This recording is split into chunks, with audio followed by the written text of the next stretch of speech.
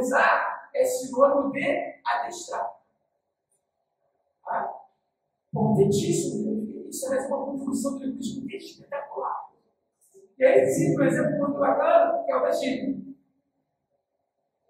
A gíria da Rubela é a materialização da resistência do adestramento da língua.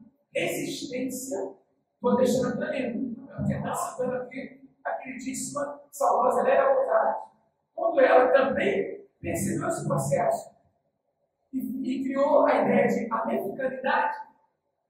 Certo? O América Latina, não Latina, ela está também corrompendo a língua portuguesa.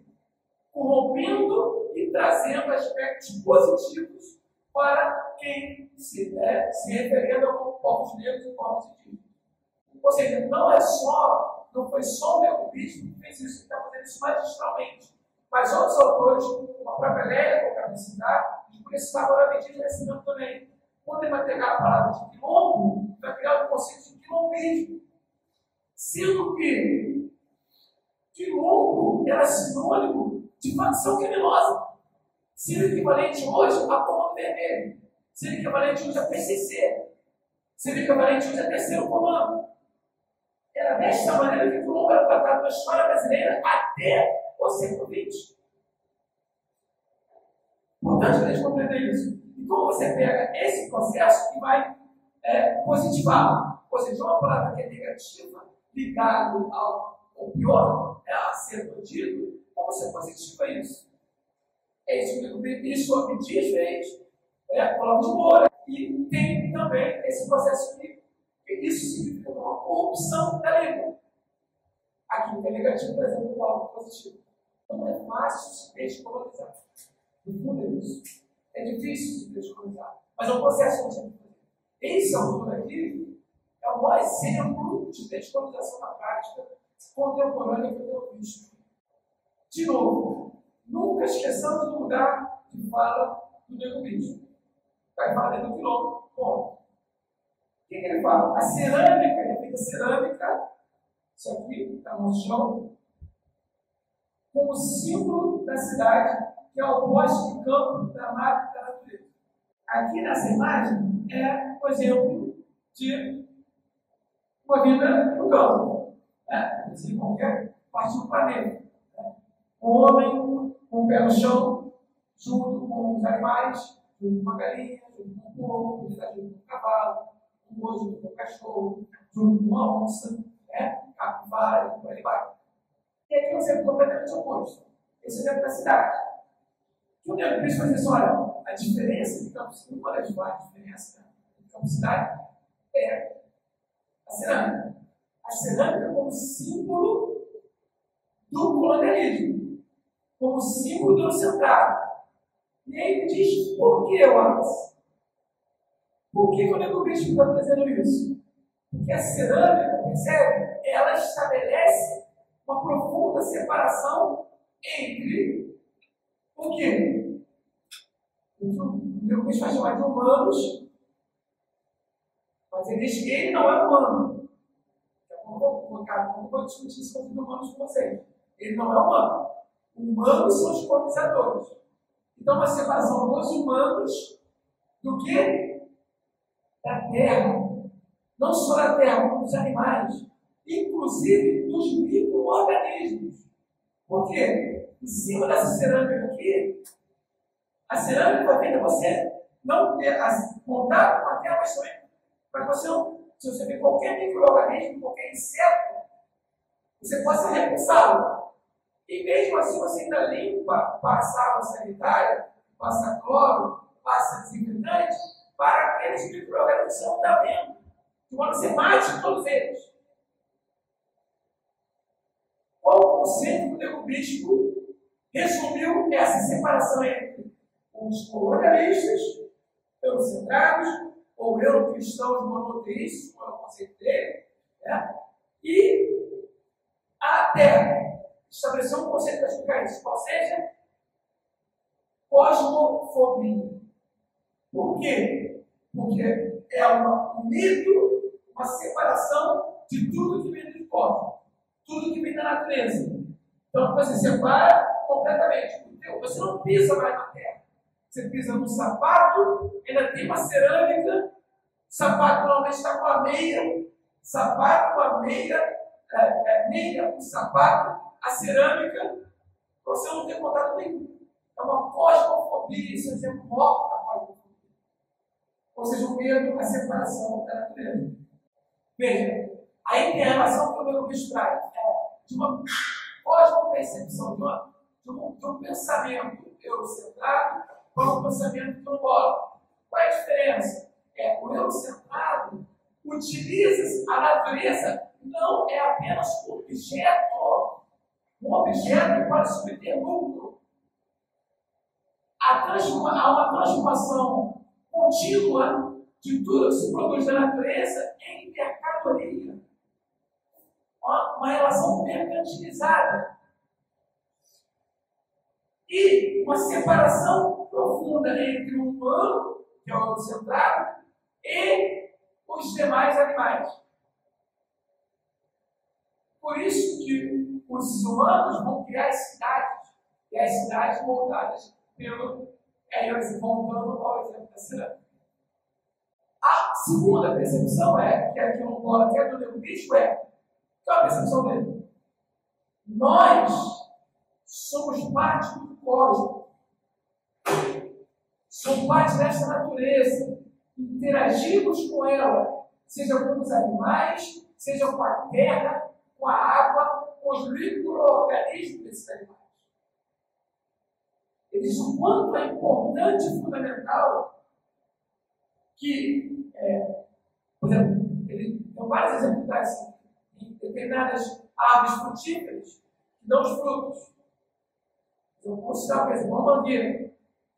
Só que a mangueira dá várias mangas, né? Na época da manga. Várias. As pessoas da comunidade conseguem, comem manga, outras elas caem. E as que caem no chão, elas são consumidas pelos animais que estão no chão. Outras, os passarinhos comem no próprio pé. Eles dizem, isso é normal, isso é a vida, isso é o cosmos. Eu não posso pegar tudo e não deixar nada para os animais. Como nós. E eles se colocam no campo não de humano, mas de um animal do cosmos, de um ente do cosmos. Ou seja, o que os eurocentrados sentem cosmofobia não é pautado pela perspectiva quilombola do linguístico, que traz uma relação de interação. Por isso você vai chamar de outro conceito. Um outro conceito que é o seu opor à cosmofobia, que é o de biointeração. O que é biointeração? É você interagir bem de vida, você sabe? Interação, você só está entendendo? Então, a interação com a vida, com o cosmos, com todas as vidas. Por quê? Porque todas as vidas são necessárias nessa natureza. Não só a vida do humano. Quando o europeu, de modo geral, veja, eu gosto de chamar o europeu direto, tá? Eu, na verdade, faço uma distinção entre a generalização do europeu, porque esse modo de vida eurocentrado, ele foi instituído por instituições, notadamente a Igreja e o Estado. Foi uma instituição disso, porque essa forma biointerativa também acontecia na Europa. Também acontecia na Europa.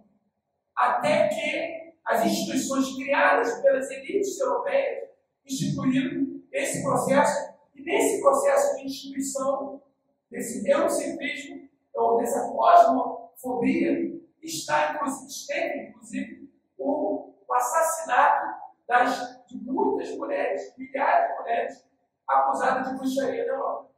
Por exemplo, essas que tinham uma percepção de interação com a natureza. Isso que a Igreja e o Estado não aceitaram. Aqueles também chamados de hereges na Europa também sofreram do mesmo processo. Tudo bem? Então, por isso que eu não trato os europeus como uma coisa única. Tem as suas percepções. Isso foi instituído por instituições. É bom saber isso. O Nego Bicho não fez essa discussão. Não fazia, não se interessa em questionar sobre isso. Mas cabe a colocar isso também. Tá? Porque tudo que foi instituído na Europa foi instituído aqui. Só que aqui, diferente da Europa, tem um componente que a gente chama de racismo, que não está posto na Europa nos mesmos termos. O racismo que vai colocar tudo lá, raça, na Europa, mas foi feito de uma maneira distinta.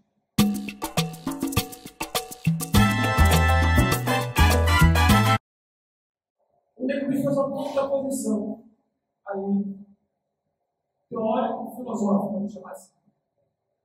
De um lado está o que ele conceituou como cristãos monoteístas, e de outro estão afro-confluentes politeístas, ou idorano-confluentes politeístas. Então, tem uma dimensão aqui religiosa. Tudo bem? Como que a gente vai trabalhar agora isso? Como é que a gente tem que trabalhar esse processo, essa dicotomia que o Neguinho coloca? Primeiro, ele entende que os colonizadores, que são os cristãos, são moldados por um tipo de religião. Por uma religião, que é a cristã. É óbvio que essa religião cristã tem várias vertentes. A religião cristã acredita em Jesus, no caso dos europeus católicos, que acreditam em Jesus Cristo, mas que tem um único Deus. E aí, já nesse ideia do único Deus, já podemos incluir os judeus. Né? Judeus, cristãos, etc. A ideia do monoteísta é o nome já diz, né? Mono-Deus. É o teísmo de um único Deus. Deus que é o único, é Salvador, e que deve ser obediência a Ele. No outro livro que eu vou dar no final do curso, ele tem uma discussão mais profunda sobre isso. Quem vai pegar a ideia da bula papal do século XV, pré-colonização, vai pegar o exemplo que o Papa estava propondo naquele momento, século XV. Disse, olha, todos os cristãos têm o dever de colonizar, conquistar ou destruir os nossos inimigos. O que são os nossos inimigos? São todos que não são cristãos. Aí entra a perspectiva da única religião. De uma religião oficial, única, que é a única verdadeira, e todo o resto deve ser combatido. Então, por isso, quando os colonizadores chegam nas Américas, e aqui vem os indígenas, praticamente os indígenas, os pidorâmicos, os pidorâmicos, ou os filhos de Arraiá, pelados, sem nenhum senso crítico com relação a amor, a expressão do amor, a expressão do sexo, e por aí vai, sem esses princípios cristãos limitadores da libido, limitadores das relações entre homens, mulheres e outros seres, né? Acham que é um absurdo. Absurdo. Bom, não pode. E aí tem a ideia também da família que está posta pelo pensamento cristão. Uma família única entre o pai, a mulher, os filhos. O pai incorpora a ideia do comandante ou daquele que deve ser o respeitado, o admirado e o obedecido, principalmente. E que reproduz a ideia do pai da própria igreja. Quem é o pai da igreja? Ou é o Jesus ou é Deus. São seres masculinos. Quem são aqueles que podem compor a igreja e impor o seu conhecimento? São homens, os padres, os clérigos. Só homens que poderiam fazer parte do comando da própria igreja. Que é uma instituição por si só patriarcal, por exemplo. Esse patriarcado ele é oriundo de uma leitura da vida humana que está caracterizada pela ideia do monoteísmo. Como que você chega? E aí o oposto a isso, que é o politeísmo proposto pelo Neguinho, ele está evidentemente baseado em religiões afro-pidorâmicas. Umbanda, Candomblé, que tem vários, ele vai chamar de vários deuses. Tem um único Deus. Então, passando bem para citar. Exu, Pombagira, de sexos diferentes, etc. Percebe? Assim, então, essa ideia de que você prestar conta a uma única divindade, uma única verdade, aqui, ou seja, o que está dizendo o politeísmo é mais, eu não uso esse termo, tá? Vou usar aqui agora, seria mais plural, mais democrático, mais diverso, diferente do monoteísmo católico cristão. Então, a partir daí ele vai dizer, ele diz que essas percepções religiosas ou de espiritualidade, isso resulta em diferentes percepções da história da própria vida. De interpretações da relação com a natureza, de relação com o outro e por aí vai. É isso que ele atribui desta maneira.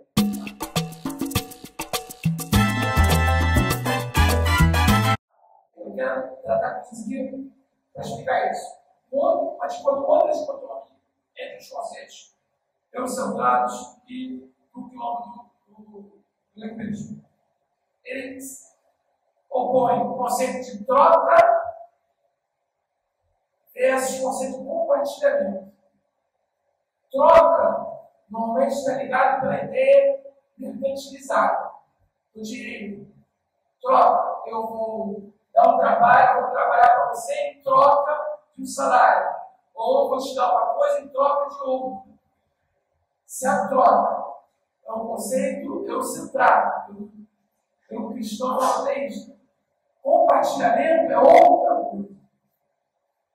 Vamos compartilhar, o que ele diz no livro, vamos compartilhar afeto, compartilhar prazer, é dar ao outro sem esperar receber nada em troca. E aí eu lembrei do Copenau, quando disse que um dos maiores prazeres dos Yanomamis, né, que é o povo do Copenau, era ter um objeto e poder dar o objeto. Tu encontrava alguém no livro do Copenau, daquela do céu, ele me mostrava. Quando um dos nossos encontrava alguém no meio da floresta de outra sociedade indígena, tinha um facão, dava para aquela pessoa. Sem a menor questão de querer receber da outra. Ela faz parte da cultura, do dar, do compartilhar com o outro. Enquanto aqui, a nossa cultura, o nosso ensinamento não é esse. É um ensinamento baseado no quê? No individualismo. Então, enquanto tem troca baseada no individualismo, que só pensa em si, no seu umbigo, não pensa no outro, o individualismo como oposição do coletivo e está voltado para a ideia da propriedade. Quanto mais propriedade se acumula, mais poderoso é a sociedade. Lá do outro lado é compartilhamento coletivo e não é negação da propriedade individual, da propriedade privada, mas sim a ideia do conjunto, da coletivização de tudo que se tem, sem apego aos objetos. Por quê? E aí voltando lá ao Copenau, o Copenau falava, olha, eu preciso. A natureza já me dá tudo que a gente precisa. O que a gente precisa de água, precisa de alimentos, de frutas. A natureza nos dá isso. Não precisa acumular nada para quê?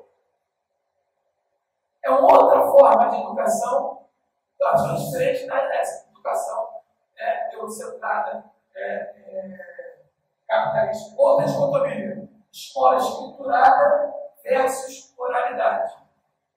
Aí, essa escola escriturada, ela acaba com algo muito natural que baseava as sociedades africanas, as sociedades indígenas e asiáticas, europeias, que é a ideia do valor da palavra.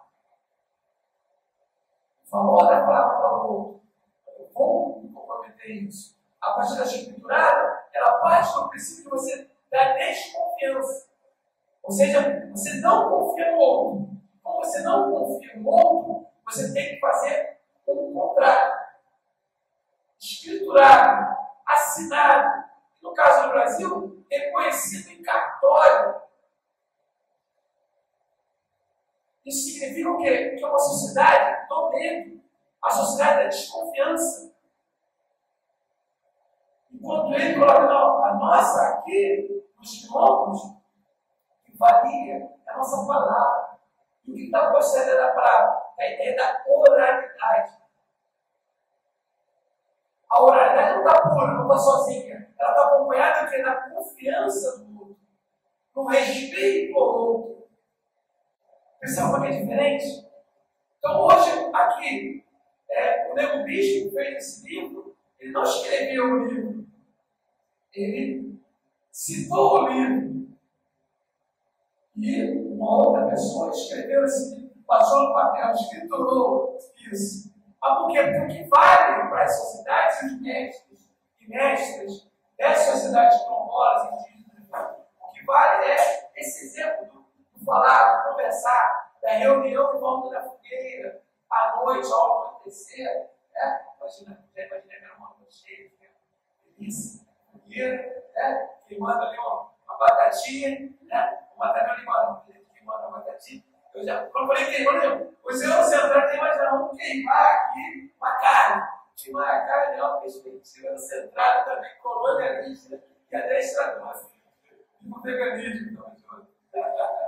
Então, pensando, voltando aqui, queimando, e nessa conversa, nessa roda, em que os mestres possam passar exemplo. O Nego Bispo fala disso. O Nego Bispo fala no livro. Quanto que o papel histórico que essas pessoas mestres cumprem na sociedade. Passando ensinamentos. Se a gente entender que o processo de colonização, de escravização e sequestro de negros da África, trazidos para cá, eu já falei sobre as aulas, não vou repetir. Ocorre da seguinte maneira: o que interessava aos colonizadores, aos escravizadores, os mais jovens. Então, os mais velhos, aqueles dotados de saber da sua sociedade, eles normalmente ou não aguentavam a travessia do Atlântico, que era semanas e semanas, ou eles eram assassinados já mesmo na própria território africano.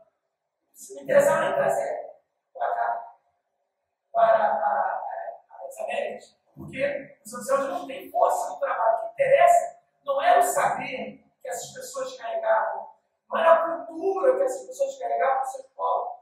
As pessoas são verdadeiras bibliotecas ambulantes dos seus povos.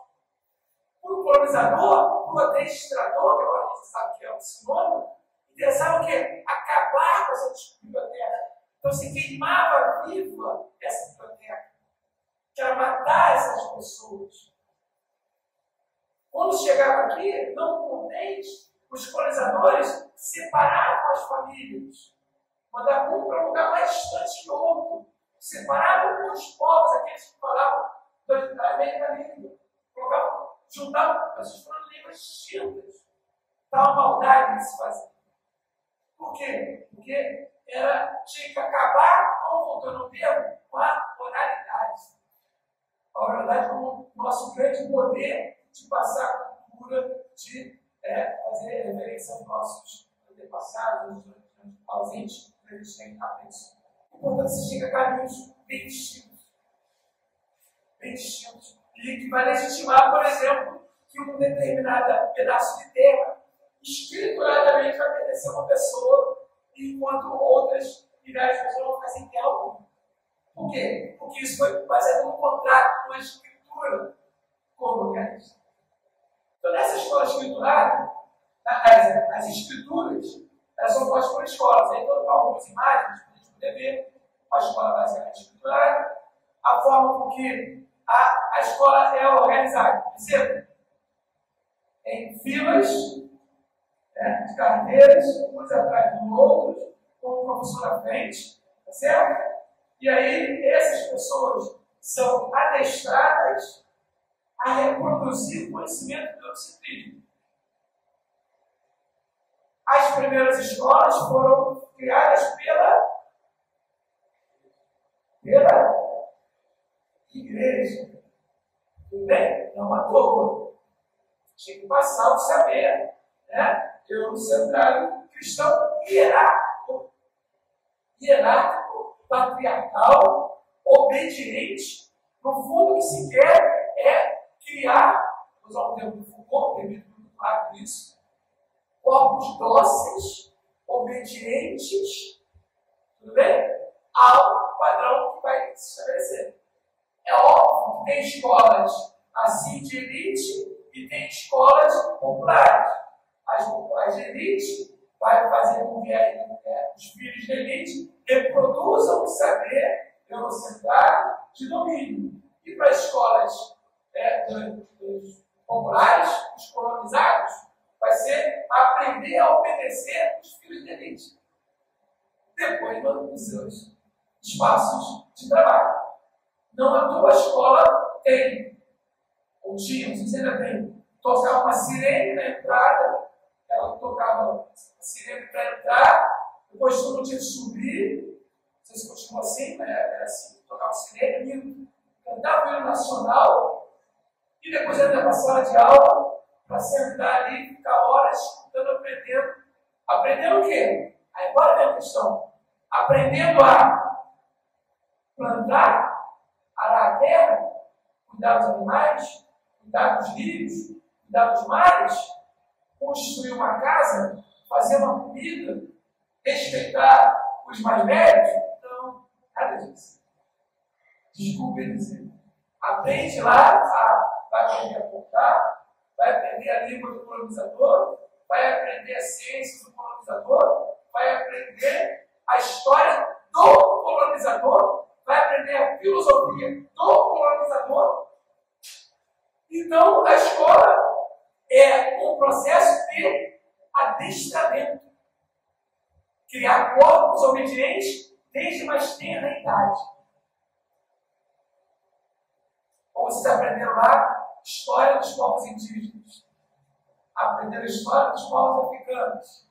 Aprenderam Yorubá, Banto, Níger, Tupi-Guarani. Não. Então, foi a escola colonizadora. Que nos colonizou, a mim e a todos nós. Agora a gente entendeu como a gente é educado desde os primórdios a. Primeiro, o que é dos negros e dos indígenas é mito, folclore, ou, quando não é, dito que é do demônio. E por aí vai. O que é? E na escola você ensina a aprender a respeitar as instituições criadas pelos colonialistas, pelo Estado como sua questão máxima. Essa passagem aqui é do linguismo, né? Relacionar-se de forma original para o europeu cristão é pecado. Eles tentam humanizar e tornar sintético tudo que é original. Então, veja, ele faz toda uma dicotomia, ele traz tudo que é essa questão da produzida, né? Ele chama de sintética. E o conceito sintético, que é o contrário àquilo que o sintético é humano, é humanizado. Uma ironia muito bacana que ele traz. O europeu é humano. Eu não sou humano, ele diz. Então nós, negros, não somos humanos. Eles dizem, eu nem quero ser humano. Porque o humano é cosmofóbico. E está dentro de toda essa cultura ocidental que ele coloca. E eu quero trazer aqui mais um ponto que a gente vai ver um pouquinho para o final da aula. O cotidiano dos quilombos, né? Bem-estar para todos.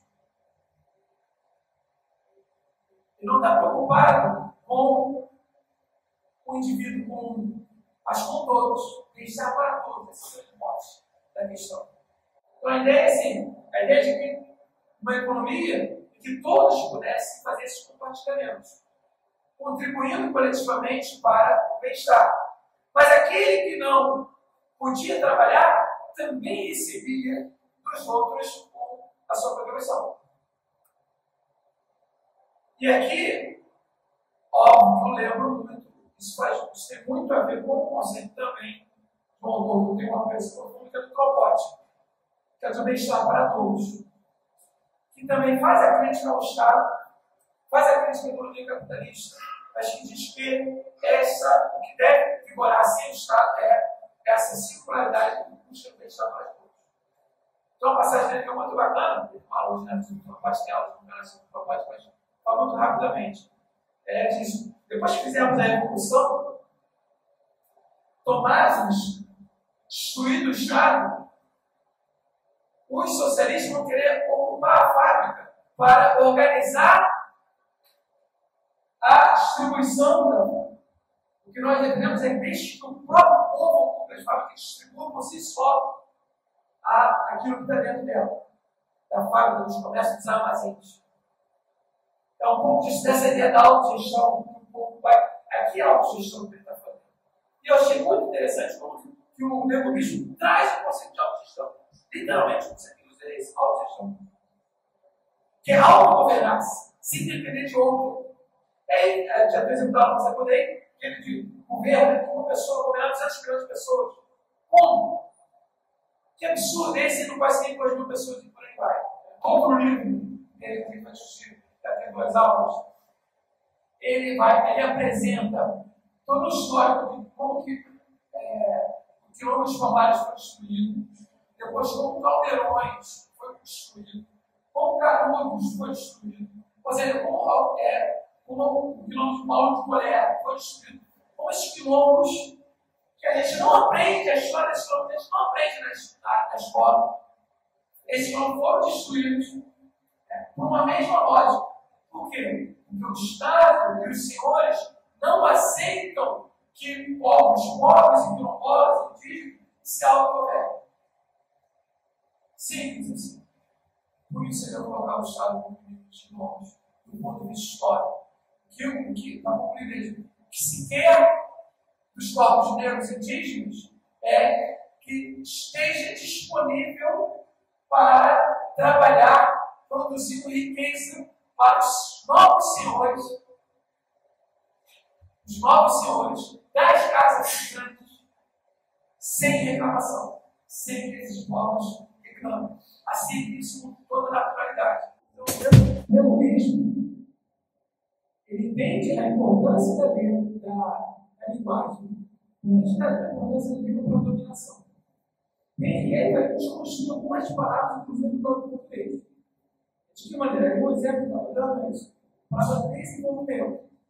Ele faz uma crítica profunda a esse conceito. Esse conceito é, voltando que a gente já falou, um conceito tipicamente do liberalismo. O liberalismo defende o desenvolvimento, se vão lembrar, desenvolvimento, progresso, né, etc. O marxismo também defende o desenvolvimento, tanto que entende o capitalismo como um avanço com relação ao que Marx chamou de feudal, o desenvolvimento das forças produtivas chegaria ao socialismo. Okay? O que o neoliberalismo vai fazer? O neoliberalismo teve um compromisso com o liberalismo e o marxismo, fazer o seguinte: olha, essa palavra aqui não nos serve. Por quê? Porque o desenvolvimento significa a negação do que nos serve. O que nos serve? É o envolvimento. Então, ele pega a palavra envolvimento, o prefixo deles, da desenvolvimento, significa negação do envolvimento. E aí você tem que colocar. O que está posto dentro do envolvimento? Da afroconfluência, ou da pindorama confluência, né? Ou seja, da confluência entre negros e indígenas, que significa a sua magnitude ou envolvimento. Então é isso, essa confluência, pautada pela ideia do mutirão, que é outro conceito que ele traz. Então vocês sabem, então, o conceito indígena, vira um passo, já mutirou, e depois algumas sociedades indígenas no Brasil levaram essa ideia de mutirão, e mutirão significa ajuda mútua entre todos para construir, por exemplo, uma casa, para fazer uma laje, ou para fazer uma festa, para fazer uma série de coisas. Isso é um mutirão. Então é um conceito muito caro também. Esse mutirão, veja, o que eu quero ligar para vocês? Eu quero ligar mutirão com envolvimento, com afroconfluência e com pindorama confluência. Tá? Esses conceitos, de modo geral, significam desenvolvimento que não tem nada a ver com a ideia de desenvolvimento liberal e marxista. Essa ideia de desenvolvimento, ela pressupõe não o envolvimento, mas sim que essas pessoas trabalhem para outras Não de forma, não na forma do mutirão, mas trabalha na forma ou da venda da força de trabalho. No caso, para os capitalistas, sobre o liberalismo, sobre o capitalismo, ou da venda ou da produção do seu trabalho para o Estado, no caso do socialismo marxista. Então, assim, isso não tem nada a ver. Não se requer isso. Por quê? Porque o bicho defende um outro conceito, que é o conceito da autogestão. Aqui nessa discussão, na filosofia, nessa humana de modo geral, é muito importante saber a utilização de cada conceito. Porque esse conceito pode nos aprisionar, como pode nos libertar. Ele pode ser reconstruído no sentido de criticar o eurocentrismo, criticar o pluralismo, pode ser de apenas reproduzir. Então, o que eu estou fazendo é isso. Então, esses conceitos que a gente colocou aqui, ele já é tratado. Aí eu quero fazer agora uma ampliação com vocês. O Egoísta não fez isso. Interessante fazer uma discussão com o liberalismo, marxismo de outras correntes.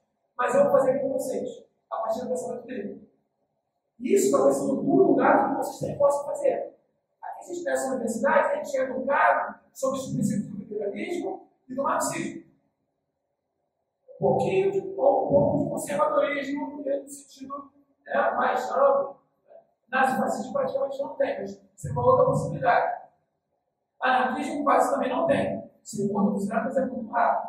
Então, assim, trabalhando com essas duas correntes, majoridade liberal e marxista, você entende que esses conceitos de mutirão, por exemplo, não está posto em um problema das duas.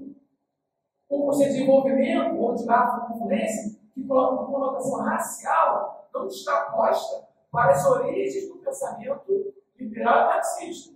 É óbvio que tem autores que se dizem marxistas que acabaram trabalhando com a questão racial, mas não foi a lógica que nasceu com Marx, nem com Engels. É importante a gente saber disso. Obviamente, falando puta teórico, negro, marxistano, que trabalhou dentro desse campo do marxismo, mas colocou a questão da raça como ponto central. Tá? O que o Nego está trazendo? Então, de modo geral, quando ele traz, resumindo o assunto e fechar esse tópico, traz conceito de envolvimento, traz o conceito de mutirão, traz o conceito de autogestão, de autoconferência. Ele está, no fundo e ao cabo, dizendo assim: olha, as sociedades quilombolas, as sociedades indígenas, elas não só podem, como elas devem se autogovernar, sem que tenham que estar reféns da produção de riqueza para outro.